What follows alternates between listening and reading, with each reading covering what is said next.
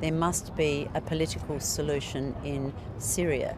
The Geneva process that was first instigated in 2011 through 2012 has not made progress in recent times, and so a discussion about the political solution must be reinvigorated. The reality is President Assad is still in Syria. The reality is Russia is backing President Assad. We must find a creative way of trying to bring some kind of peace and security and unity to Syria. So Australia's view is that all options should be considered.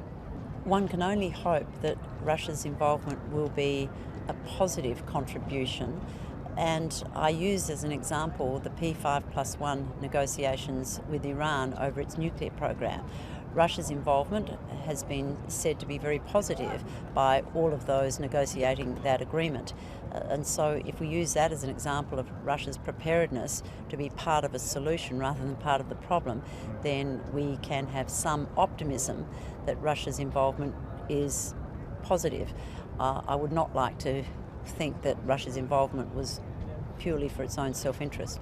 The fear that a number of countries have is that if the Assad regime were either removed or collapsed, it would create a vacuum, and one might find that it was filled by an even more diabolical presence than the Assad regime.